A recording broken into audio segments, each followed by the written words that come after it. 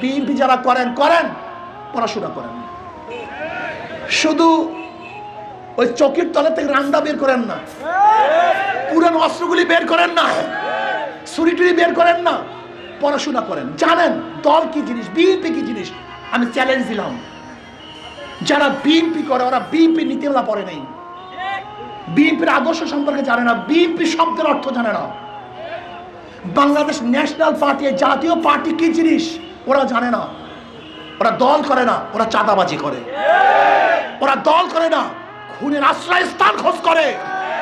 ওরা দল করে না, কোন জায়গায় গেলে ধর্ষণ করতে পারবে নিরাপদে সেই জায়গা খোঁজ করে। ওরা দল করে না, আদর্শ নাই, নীতি নাই, চরিত্র নেই।